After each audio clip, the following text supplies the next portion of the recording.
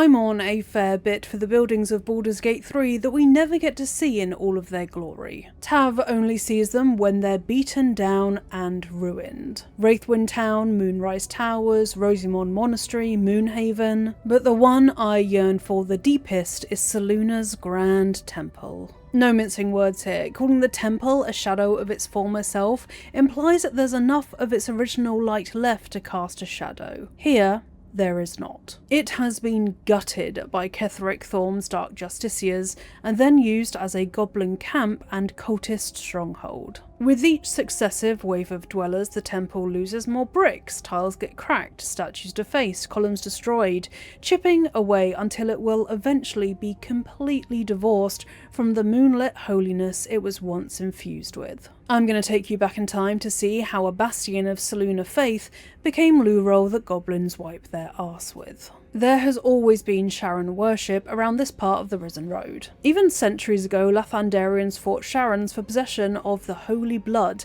and I talk about that a lot more in my Rosimond video. Where there is Sharon worship, there's a good chance there's also Selûne worship, as Sharons tend to pop up wherever there are Selûnites, so they can stamp out the bastion of the faith belonging to the enemy of their goddess Shar. One of the main reasons for Selûne support, and therefore the establishment of the Grand Temple, arose naturally from the Risen Road, a winding path alongside the river Kionthar that led from Elturel to Baldur's Gate. Travelling to Baldur's Gate or Elturel could be done a couple of ways. Either you could travel by foot, or hoof, or cart, or carriage, or you could take a river barge along the river. Travelling on a barge is not to be undertaken lightly.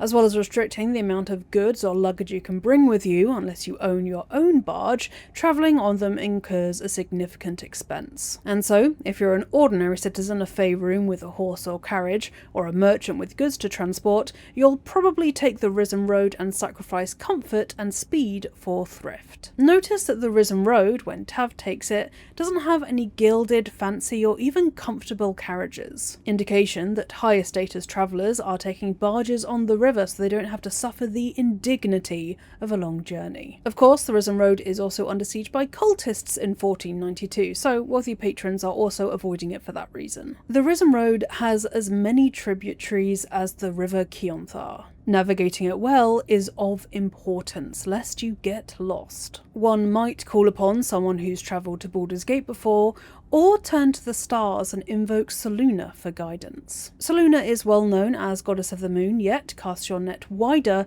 and you'll find that the Moon Maiden's portfolio includes navigation. Sailors, travellers, adventurers, all of them turn to Selûne for guidance when it comes to finding their way through the world. Journeying along the Risen Road where you don't want to accidentally take a wrong turn and end up in an owlbear cave for many necessitates turning to Selûne. Her name being invoked so much on the Risen Road is a natural doorway to a small shrine being built for the Moon Maiden. There, travellers can pray at this devoted site next to the Risen Road, battered with dust from pilgrims' feet. Over time, this would have grown into a chapel where, during times of unease, those who were especially worried about their trip could pledge more in exchange for guidance from Selûne. Because Selûne's clergy are particularly gifted with using the stars for both navigation and fortune-telling. The fate of those who live in Faerûn can be discerned from the stars, and although a layperson can make a good go of it, Selûne's clergy make a small amount of coin by reading the stars for anyone who requests it. These fortune-tellers can call upon Selûne for direct guidance. I reckon many families, merchants, or pilgrims on their way to Elturel from Baldur's Gate or vice versa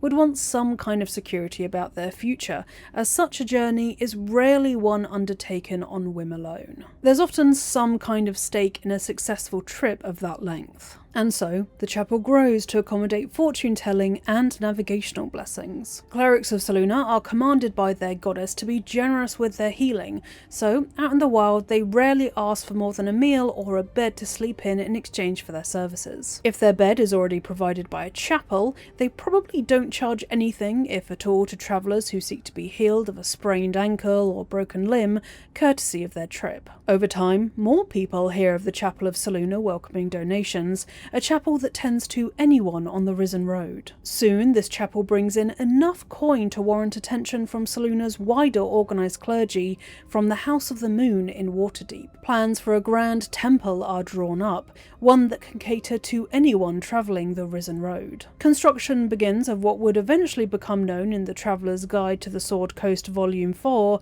as a temple of not insignificant splendour. All of that is pure speculation on my part, apart from the fact that the House of the Moon was indeed the one who funded the building of the temple, as confirmed in one of the sendings sent by the head of the temple. Aside from that, I don't know anything else as fact, but I'm trying to think of how a grand temple to Selûne comes to be built in such a location, and that's the logical series of events that makes the most sense to me. But if you have any other suggestions about how you think the grand temple came to be built, then please do let me know. Selûne's clergy were humble, but their temple was not.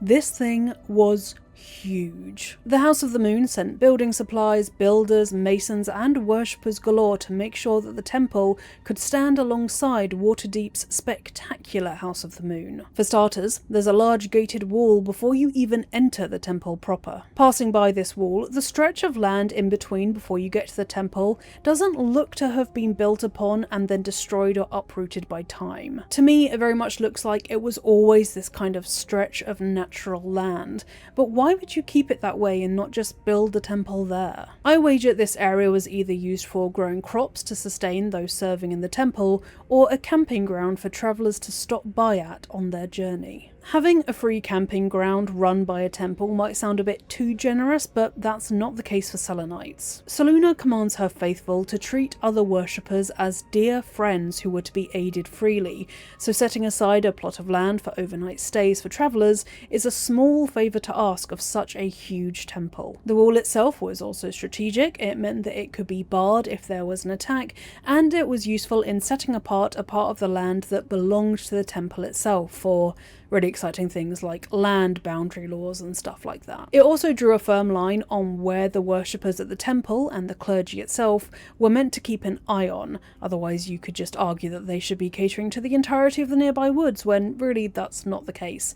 Instead, they could stick to whatever was inside that wall, and although it's mostly destroyed by the time Tav encounters it, there's no reason not to assume that it would have encircled the entire temple complex at some point. Across a bridge, visitors were taken past a very impressive waterfall and over the river which the faithful bathed in. An additional outer wall and watchtowers surround the temple proper. Tav can still find a silver goblet and plate in one of the watchtowers, one of the few remnants of what the temple must have been like at its peak. In Baldur's Gate and in D&D in general, silver is a material that's used in praise of Selûne, so anytime you see stuff that's made out of silver or gathered in an area, it's likely that that was a worshipping place for the Moon Maiden herself, as the metal was sacred to her. The courtyard's huge fountain would babble quietly in greeting to anyone who walked by it. Gardens lie on either side of the fountain, which I suspect were kitchen and herb gardens, growing vegetables to feed both the weary and the clergy who kept the temple going. Herbs too would have been used for the healing services that Selûne's faithful willingly provided. Today we're very much used to ready access to food in supermarkets and whatnot, but in the high fantasy setting of Baldur's Gate and the wider world of Dungeons & Dragons, most temples, even those that were close to satellite settlements, would have their own allotments to save regular trips to villages or wider afield to cities. If you want a real world parallel to this, you can just look at abbeys and monasteries, where they have plots of land set out for the growth of vegetables and whatnot, so that the monks and scholars inside didn't have to voyage out into the open world too often. There may have been some livestock here too, chickens probably and cows, as during holy rituals the Moon Maiden's devotees would lay out bowls of milk in the moonlight, as Selûne herself saw milk as sacred. An upper walkway connects the upper floor of the temple to the courtyard, allowing for visitors and clergy to freely wander all levels of the building. Another fountain could be found up here, so this was likely a peaceful terrace for contemplation. Inside the Grand Temple, there was a hubbub of activity. Such a huge building needs a horde of clerics, novices, scribes, healers, cooks, cleaners, and masons to keep the temple in good repair and serve visiting pilgrims. Looking to the House of the Moon in Waterdeep is the best way to find out what life was like in the temple when it was at its peak. The House of the Moon is the major centre of worship for Selûnites on the Sword Coast, and the Grand Temple is of almost similar size, I think, so it's a decent parallel. Silver-robed devotees may have harped out tunes to the moon on occasion. Most of the time the faithful would sell healing draughts, potions that kept one alert for an entire night and yet bestow the benefits of a good night's rest, and other potions that give their imbibers infravision from one dusk till dawn. These were likely just a few of the things offered to pilgrims who had made their way all the way to the Grand Temple. Working at the very top of all of these hordes of faithful were a small group of high initiates who kept a watchful eye on the webs that each person wove. Novices are the lowest rung on the ladder of Selûne's clergy. Titled the Called, theirs were the mundane tasks that demanded a humble mindset, and so tested each novice for their true faith in Selûne, because if they got tired or bored or annoyed with the mundane tasks they were charged with, they would leave, thereby leaving those who believed in Selûne the strongest and just wanted to do what they could to help out. Cleaning kitchens, toilets, harvesting vegetables, running items back and forth between wings, because yes, the temple was definitely large enough to have wings, keeping watch over approaching caravans, stewarding pilgrims. The Called were undoubtedly the backbone of the Grand Temple. If the Called stuck it out, they would eventually be raised to more demanding positions in the temple and given a new title in ascending order: touched, instarred, moon-bathed, silver-brow, lunar initiate, and eventually the grandest of them all, High Initiate. Just looking at the faithful milling around wouldn't have told you what rank everyone was though. This is because although the garments of a Selûnite clergy can be a feast for the eyes, it's very much down to the individual about what they want to wear to honour their goddess, if at all. That's not to say people were naked, by the way. On approaching the temple, you might be greeted by someone in a plain brown robe, and then see a person dressed in normal clothing with moonstone jewellery on show tending to the herb garden, right up to a bejewelled gown worn by those milling inside the temple. Some of the grandest clergy chose to wear robes with enchanted trains and capes, topped with a moonstone crown. There is no uniform whatsoever, as Selûne leaves it up to her faithful to decide how they want to honour the Lady of Silver through their garments, and she doesn't appear to have minded whether that meant they went really exquisite and luxurious with it, or whether they wanted to stay more humble and just have a moonstone necklace. Mourner, the head of the Grand Temple, appears to have been a practical sort. I doubt she emulated other high-tier clergy like Nanithia Cyril of Waterdeep's House of the Moon. Nanithia wore a wide-bottomed, whalebone hooped skirt with a ruff, set with clusters of pearls and moonstone, which gives a pretty blatant example of just how extravagant some of these outfits could be. Touched and above devotees would have been the ones conducting the religious ceremonies inside the temple. There are two main areas for this: the foyer, to receive worshippers, and beyond it the worship hall, complete with a raised balcony to preach from.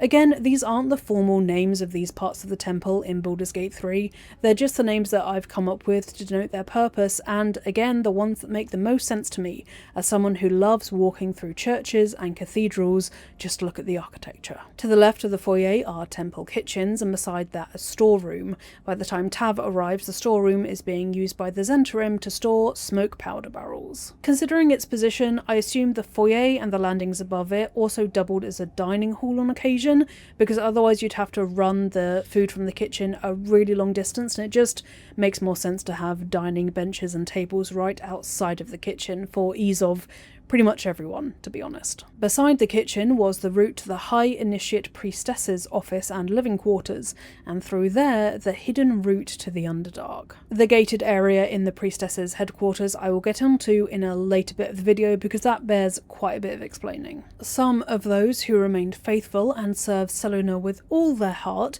would have had the fortune to be interred in the Grand Temple.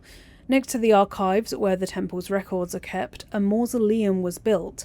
There, past worshippers of note were buried. Underneath the mausoleum was, I think stares down to a training wing for the Called and the temple's vaults. Desks and pews are still strewn about when Tav arrives in this area, in 2 small rooms that are the perfect size for teaching classes. Below are gated areas likely used for storing the valuables the temple amassed through donations. Larders beside these vaults act as food storage low down in the underground section of the temple, where the cool earth acted as a joint natural preservative and refrigerator. This kind of technology has been used for centuries in something called ice houses.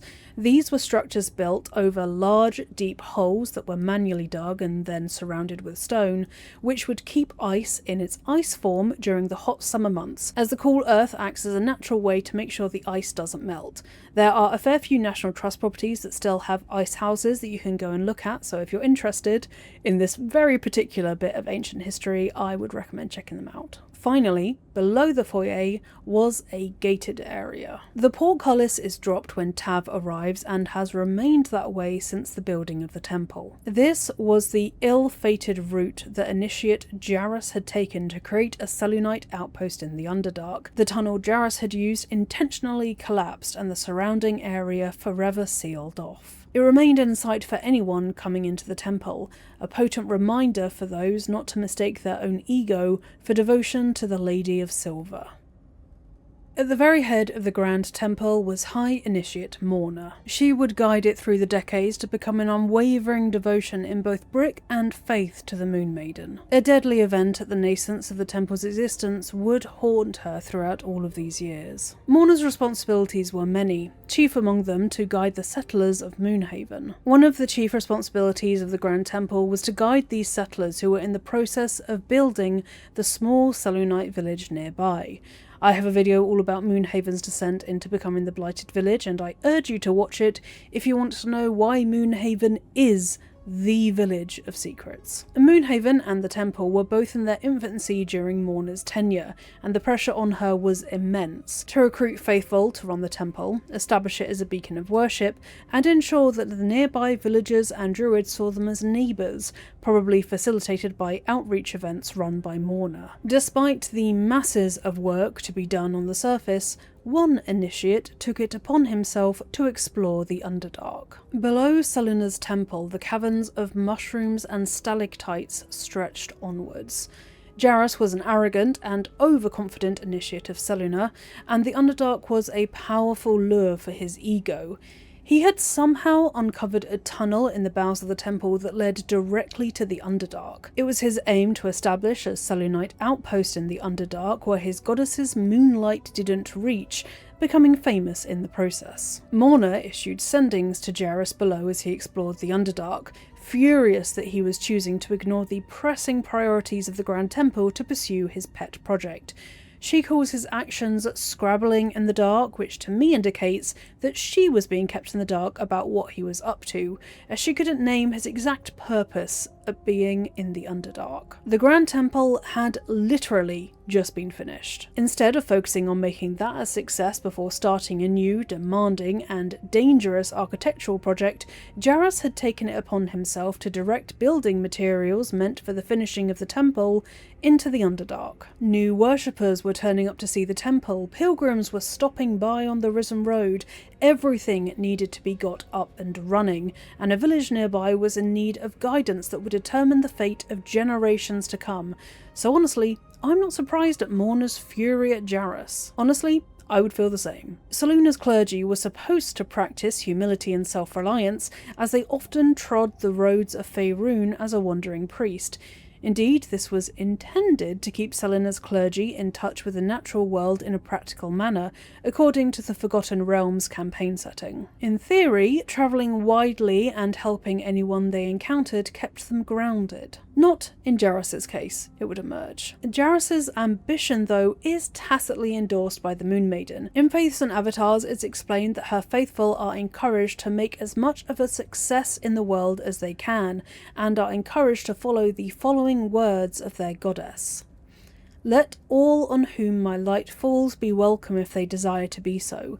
As the silver moon waxes and wanes, so too does all life." There's also the initiation rite to becoming a full Selûnite that requires a youngster to fend for themselves in the wild and use their skills of navigation and self-reliance to return home. So a pattern of behaviour is established early on in Selûnites' lives, one in which enduring hardship allows one to prove themselves to the Moon Maiden, exactly what may have emboldened Jarrus. Like with so much religious doctrine in both Faerûn and real life, a lot can be excused under the umbrella of individual interpretation of religious script. How can anyone in the Underdark be condemned for not following Selûne if they hadn't had the chance to yet? Her moonlight doesn't reach down there, so Jarrus is only doing what his Lady of Silver would want, right? If clergy are ordered to make as much of a success of their lives as possible, then they should be ambitious. And setting up a Selûnite outpost in the Underdark, that's definitely ambitious. That's the interpretation which served Jarrus best, so that's the one he went with. Mour too was attracted by the Grand Temple and sent directly by Selûne to shepherd it due to her ambition and success in life so far. She used to work in the Hall of Wonders in Baldur's Gate, a museum dedicated to the inventions of Gond, the gnomish god. The subtext that emerges later is that Mour is an inventor herself, an engineer of impressive skill, although she doesn't realise why Selûne has called her to the temple at first, but within time, her skills would be needed for a rather morbid reason.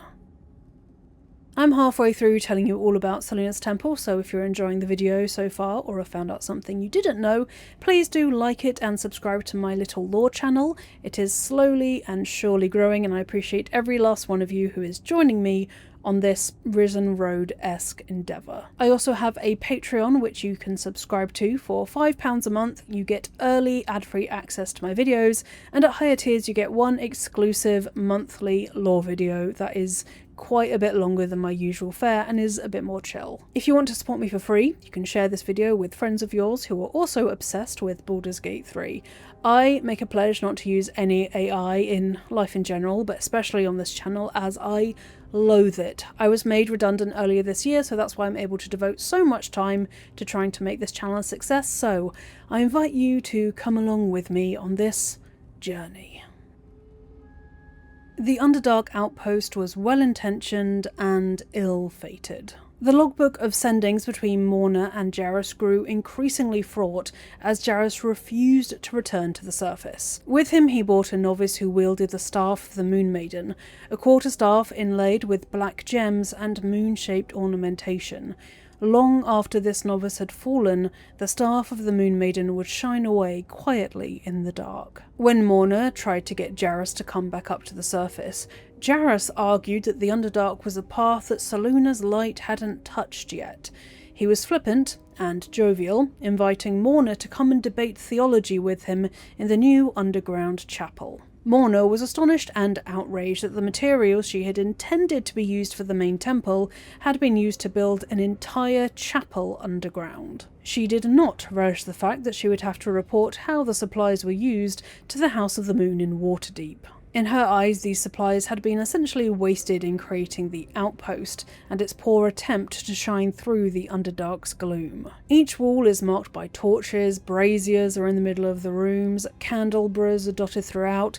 Keeping the light shining to accommodate the eyes of those who live on the surface was a priority for Jarrus. The necessity of dotting so many torches around didn't make Jarrus wonder if this was a wise expedition to begin with, how ill-suited he and his fellow worshippers were to the Underdark from the very beginning. Jarrus had the audacity to send Mour the following message. Tell them, the House of the Moon, to start packing. There are caverns down here to dwarf the inner cathedral. The builders are almost done, and so we go deeper. Jarrus had not only endangered himself, but also the novices, builders and others he brought down to the Underdark to build this memorial to his ego. Under a statue of Selûne and her moonstone staff, he had built a font, ready to receive milk for Selûne's rituals, in hope that it would be blessed by the goddess and turned into moonfire. This silky, sacred liquid glowed, destroyed undead upon contact, while it empowered Selûne's faithful with merely barely a touch. Jarrus clearly expected the outpost to be worthy of such a blessing. Mind you, he wasn't satisfied with the outpost he had already built in the depths. He wanted to go even deeper, which is just asking for trouble. Soon he would find out how much. From afar, the outpost had been noticed. Not by anyone who wanted to walk in Selûne's light, but by those who wanted to extinguish it. Lolth-sworn drow begun to investigate the outpost from a distance. Inexperienced novices made up the bulk of its inhabitants, not the formidable force most Underdark expeditions employ. Another sign of Jarrus's ignorance about the dangers that lurked below. Jarrus kept a series of logbooks to track the outpost and any nearby sightings. Tav can't find most of them, so the soonest entry we have is entry number 124. It reads Log 124. Sign of life near the outpost. Intelligent. Clearly trying to hide. The Selûnites had spotted the drow's glowing red eyes from the battlements. They shone brightly in the gloom of the Underdark. And there they waited. Jarrus led a party to investigate what he had seen, but with no success. Log 125. Still can't find the mysterious shapes. They know how to cover their tracks. Possibly drow. Realising that he indeed was being tracked by drow, he tried to use that to his advantage. Log 129. Led them south. Rumours of a spectator there. Let the Underdark solve its own problems. That last phrase, let the Underdark solve its own problems, would be turned on Jarrus in time. For the Underdark, its problems are not the drow who have lived there for centuries.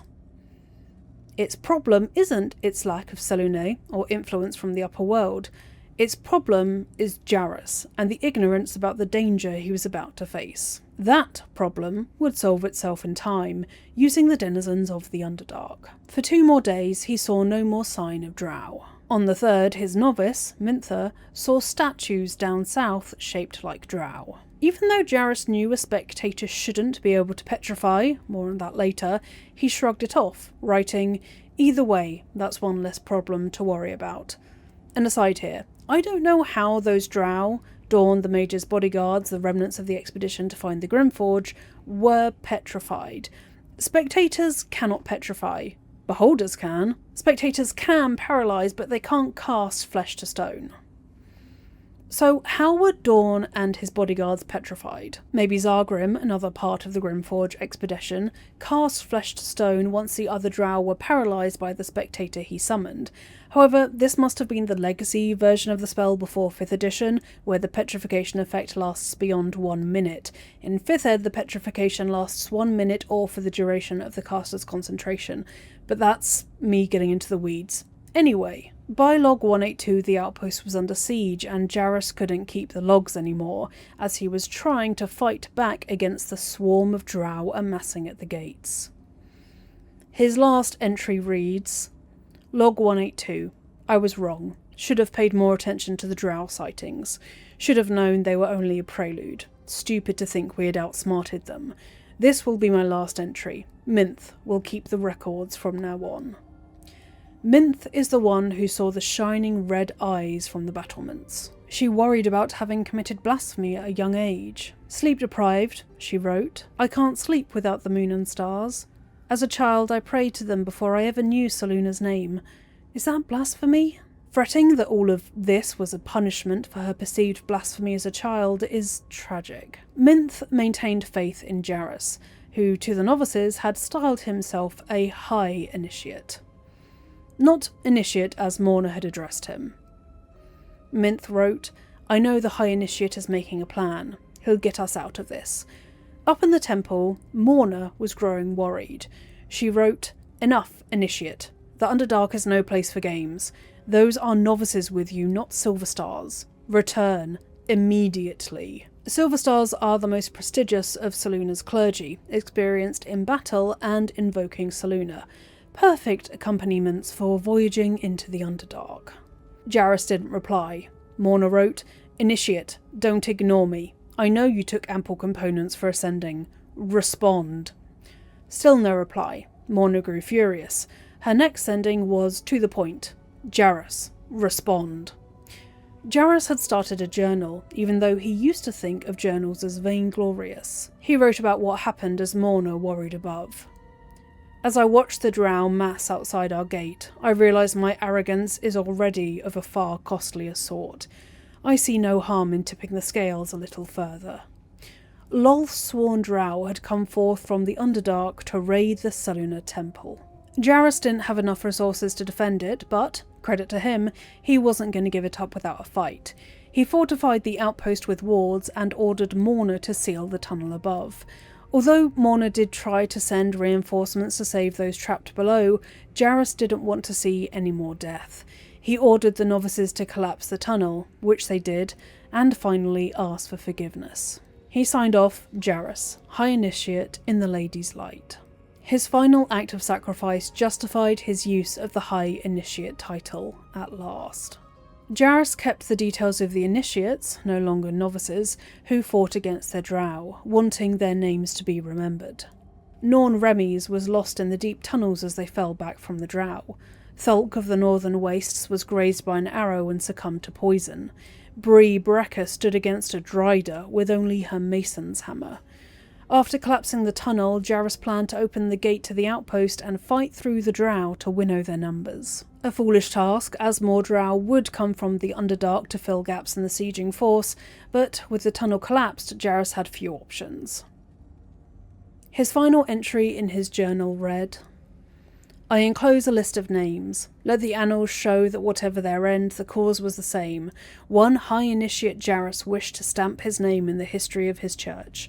He sought to forge a path through the darkness, not realising there are some places the light was never meant to touch. He was a fool.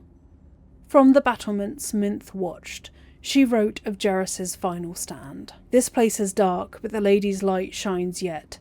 Just as the drow had almost broken through, Jairus rallied the last of the initiates and charged forth. For a moment the cavern shone with Selûne's own brilliance. This was the action which I believe endowed the statue of Selûne's moonstone with divine light and turned it into a weapon of moonlight. From that point forth it glowed brightly and would incinerate anyone who came too close to the gates. Even centuries later, the divine energy laps from the cracked gem in waves, singeing everything in its path. Destroying the moonstone gets Tav the Shatter the Moon inspiration, which reads, Destroy Selûne's protection over the Underdark outpost. Selûne waited too long to protect the outpost, but only in the direst moment did Jairus's pleas to the Moon Maiden become strong enough for Selûne to hear them. One initiate was left on top of the battlements. Injured and unable to fight, they sat on the ramparts as bidden by Jairus, waiting to open the gates for a force that never returned. Their last thoughts are written on a few sheets of tattered paper. Minth had died by then, the responsibility of keeping the records passed on to this unfortunate soul. Jairus ordered them to hold the gate until he returned, but in the darkness they couldn't see what had become of Jairus and his initiates. Soon this nameless Selûnite lost track of time, confused as to whether it had been hours or days since the tunnel was collapsed. They were under the impression that once the drow were vanquished, they would dig out the tunnel and return to the surface. I think they're young because this naivety could only come from someone too young with too little life experience. In the dark, Jairus's forces were dead. Jairus was dead. The drow were not. They started to strip the dead of their possessions, and on the rampart the lone Selûnite quietly listened.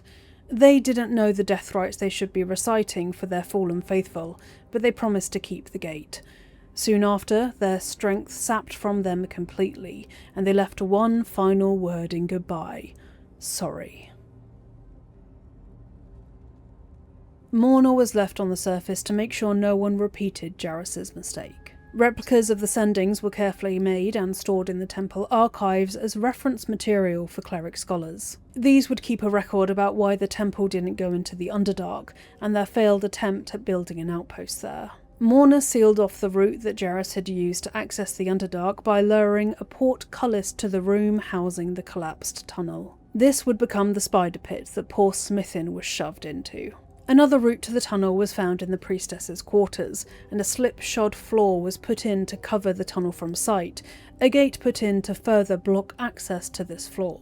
The ladder to the Underdark and the priestess's quarters was sealed off using Mourner's engineering knowledge, but to retain it as means of escape from the temple, should it be sieged, it wasn't completely destroyed. Mourner left a puzzle covering the ladder itself that any faithful, or any desperate soul, could master should they need to. Mourner wrote of this final attempt of hers to seal off the Underdark in her Selûnite journal, which you can find nearby. Thus, the interlocking circles will bring the full moons to match the stars, while casting darkness where it belongs at the bottom.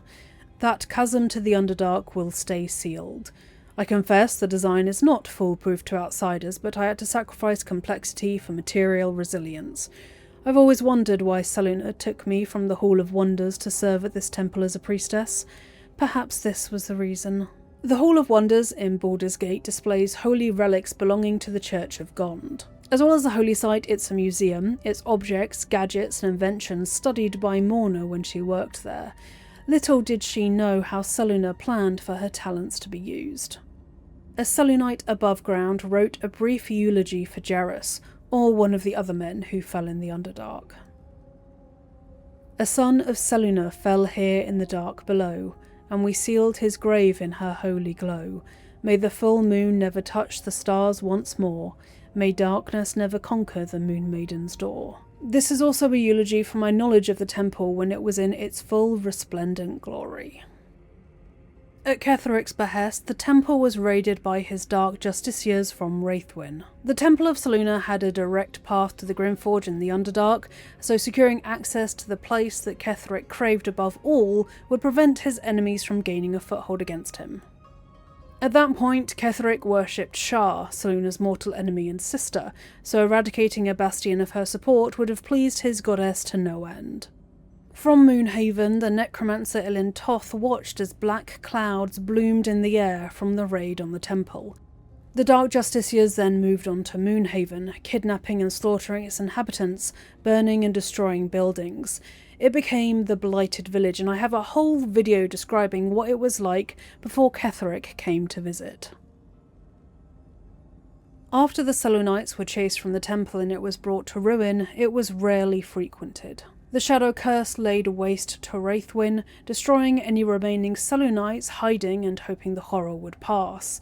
The Shadow Curse dissuaded casual travellers from taking the Risen Road by foot, and with the burnt-out Blighted Village and defiled temple, people kept their distance from the tragedy, worried that the bad luck would somehow rub off on them. Adventurers occasionally made it into the temple. They were in search of the Night Song, a legendary creature rumoured to be hidden in the temple.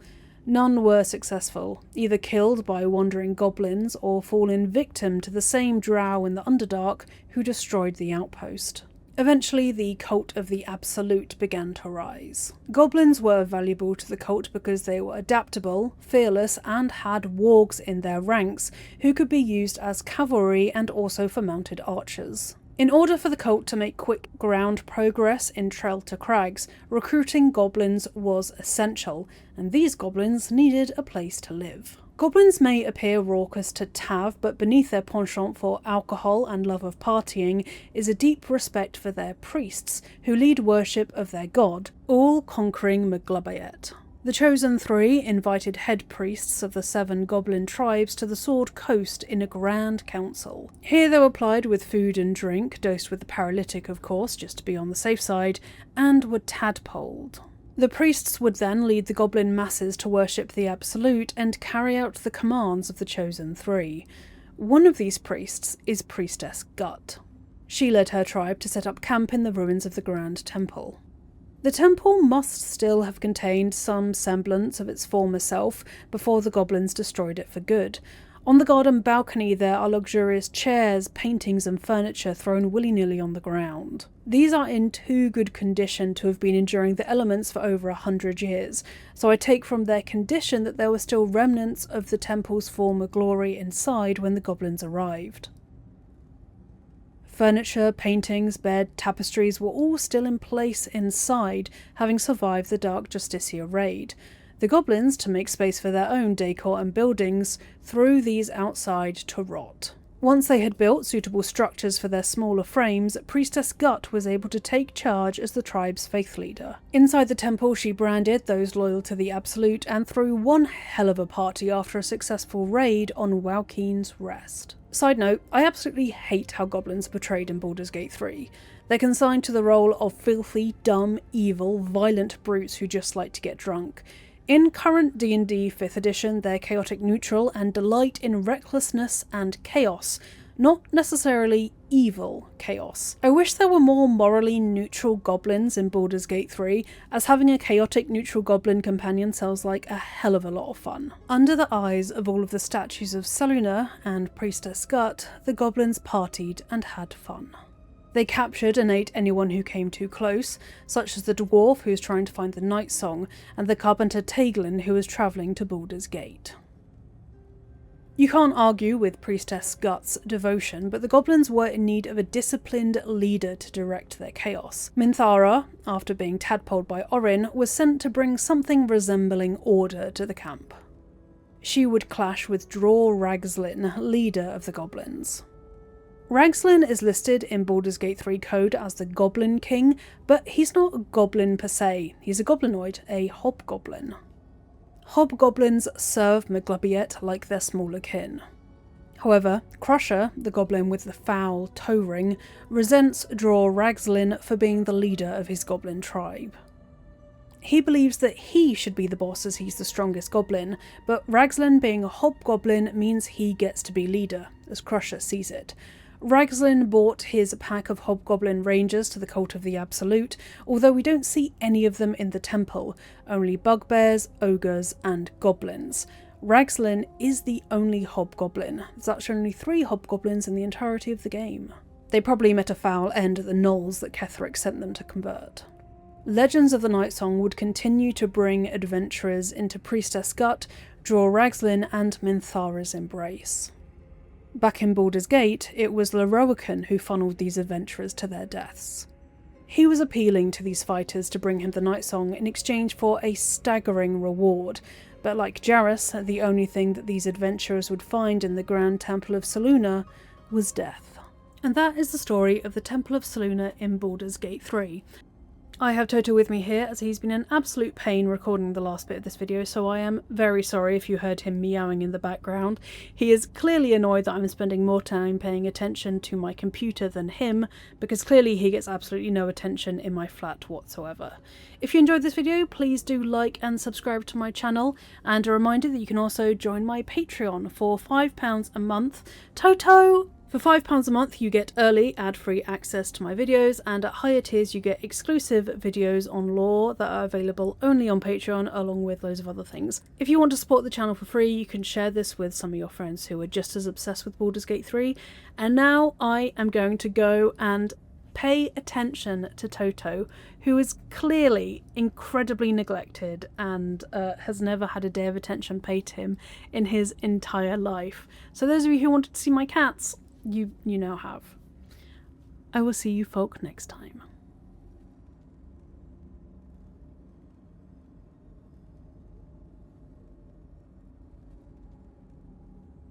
A lot of you wanted to see my cats, so I'm in the middle of filming, but this is Toto.